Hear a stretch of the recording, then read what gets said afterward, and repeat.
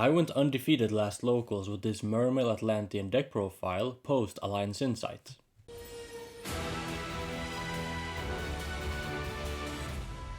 For the Mermails, I play 3 copies of Abystius. With the banning of Bahamut Shark and Abyss Dweller, the Mermail deck is way more focused on its rank 7 place. Make sure to watch until the end of this deck profile and I will show you the end board that I typically make turn 1. Moving on with the deck profile, I play 3 copies of Abyss Rhine. Rhine is still a very prevalent piece in this deck because it just allows you to get to your engine. As I alluded to with Teus, this deck is way more focused on the rank 7 axis as opposed to the rank 4. Thus Rhine is not grabbing you Coelacanth, but instead Poseidra or Teus. And since I'm not playing Coelacanth, I'm just playing 1 copy of Pike. He's not a great normal summon, but we can tutor him from the deck with Shadow Squad. With the banning of Bahamut Shark, I think the Berry Statue combo is actually pretty bad. And thus it doesn't warrant you playing 3 copies of Pike and playing the 1 Coelacanth to go for that combo, because the Coelacanth just doesn't do enough when you can't make Bahamut Shark. That is it for the Mermails. And for the Atlanteans, I play 2 copies of Poseidra. Despite Poseidra being a very powerful card when you go second, he's very easily accessible. This deck is already 41 cards, but if I was struggling to find space, I would definitely consider playing the 3rd copy of this. I just didn't want to cut any of my non-engine, and I felt this was the most cuttable card, at least from 3 to 2. But say you're missing Dominus Impulse, or you don't mind playing 42, then you can definitely play a 3rd copy of Poseidra. Next I have 3 copies of Dragoons, 3 copies of Shadow Squad, 3 copies of Neptibus, and 1 Heavy Infantry. That's it for the Atlanteans. Then for the non-Merlanteans, I actually main deck 3 copies of Minstrel. With the banning of Bahamut Shark, which leads you to not being able to access Toad, your combo is not very protected from Nib.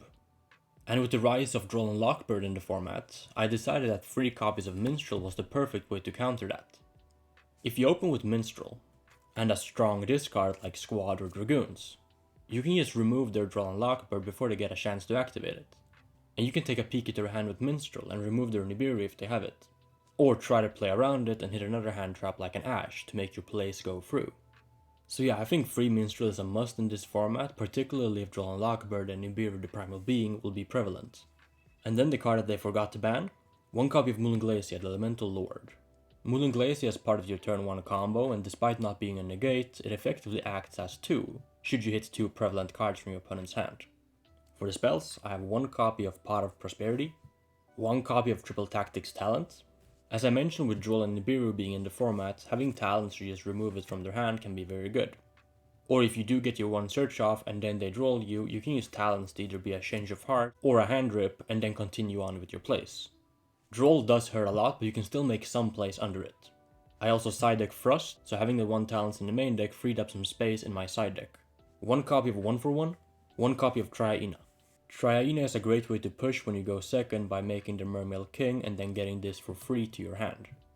It is also follow-up since you can not only recycle your own resources, but you can also have a Premature Burial to bring back the Neptibus. I'm happy I played this card. That's it for the spells.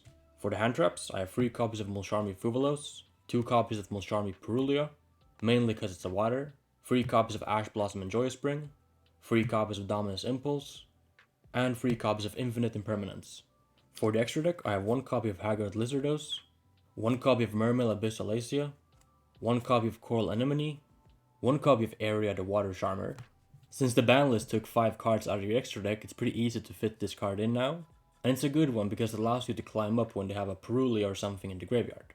1 copy of Mermail King Neptibus, 1 copy of Marine's Great Bubble Reef, 1 copy of Salantis, 1 copy of Snowdust Giant.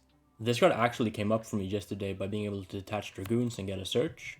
It's very niche, but it definitely comes up in some hands. 1 copy of number 4 Stealth Kraken, 1 copy of number 101, A Blast from the Past. This card also came up for me. By taking on Murakumo, it denied my opponent's prayers the next turn. Thus, his Mitsurugi follow-up would not have been as great. 1 copy of Abyss Trite, 1 copy of Mermail Abyss Gyos, 1 copy of Poseidra Abyss. The second one of this actually came up, so I might play 2 of those in the future. 1 Croco Dragon. For those of you who saw the initial deck profile when Rage of the Abyss was released, I played this card back then. And with the banning of Bahamut Shark and Dweller, I think Croco Dragon is a really good end piece. And the last card is 1 copy of Shengjing. Usually in your end board you can make either Sheng or Croco Dragon. Or if your hand is really good, then you can make both.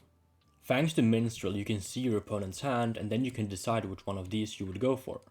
I usually prefer Sheng against Mitsurugi and Croco Dragon against Maliss. For the side deck, I have 3 copies of Mulcharmy Meowls, 3 copies of Artifact Lancia, 2 copies of Nibiru the Primal Being. Nib is in the side deck mainly because it's really good when you go first and have a field, as you want to take out the Mulcharmies when you're going first because they're just dead cards.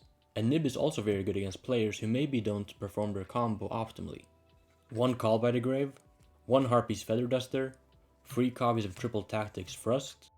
Thrust is not something you usually see in the Mermail deck, but with the rise of Droll and Lockbird, I wanted a side deck card that I can put in when I go first to counteract that card.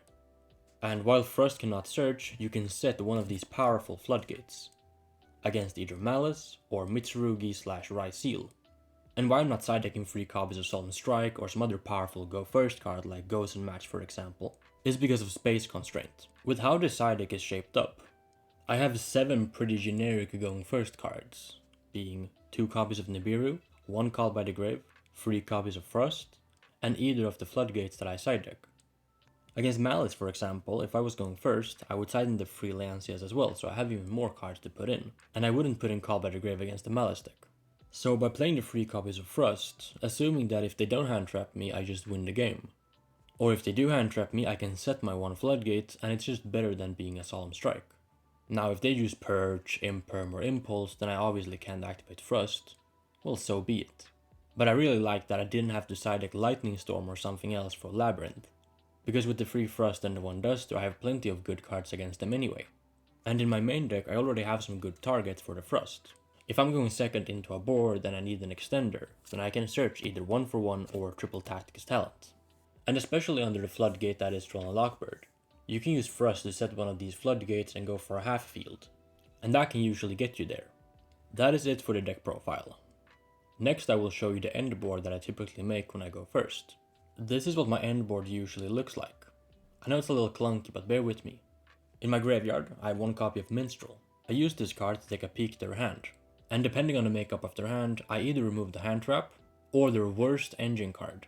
The reason why you take their worst card is because when you Moonglacia them for 2 cards, you do not hit that bad card. So say they have a brick in their hand, say a Gemknight Garnet for example, and no hand traps. Then you want to take that bad card, because when they get it back in their end phase, it'll just be a blank for them.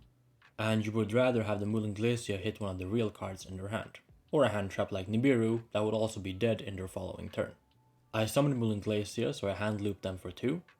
I have a Ryan in the graveyard, and a Poseidon in the graveyard, and some combination of random water monsters that I went through.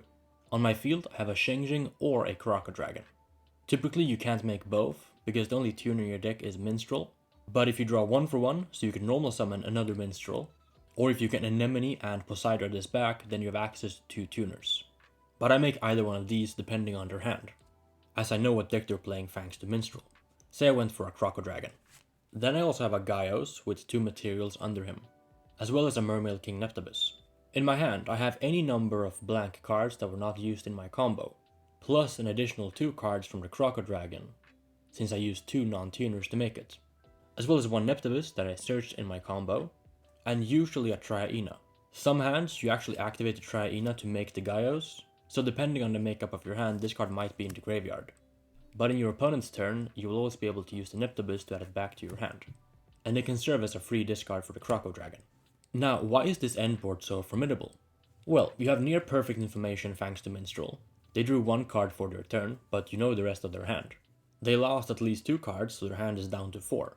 You have a once per turn skill drain with Gaios, 1 spot removal from Croco Dragon, and you have a very powerful interaction with Rhine. So what you can do is you can banish the Rhine from your graveyard to discard the Neptabus from your hand to the grave. Neptabus then activates to bring back the Poseidon to your field. Poseidon's effect, to send either Dragoons or Heavy Infantry from your deck to the graveyard, and return a card on their field to the hand. If you send Heavy Infantry, you can pop another card immediately. Or if you send Dragoons, you can search the infantry to your hand. Then you can use Croco Dragon, discarding the Heavy Infantry, to pop 2 cards. So as you can see with this, your board is quite layered. You have graveyard interaction, You have field interaction that cannot be targeted, and you even cycled through some cards with Croco Dragon, so you might draw into hand traps. Additionally, the hand knowledge cannot be understated with Minstrel. You know pretty much their entire hand, so you can just play around what they have and then use your interruptions properly to stop them completely. And even if they break apart your entire field, you have quite good follow-up. But yeah, this is the combo that I aim to go for with my Mermail Atlantean deck in the 2025 May format post Alliance Insight. Should you want more Mermail tips and tricks, or how to get to this end field with the makeup of your hand, and maybe some test hands to see how I would play them out, just let me know in the comments and I might make another video on this deck. But until then, as always, have a great rest of your day. If you enjoy my content, make sure to also subscribe to my second channel, linked in the description box down below. There I'll be posting more personalized and exclusive content.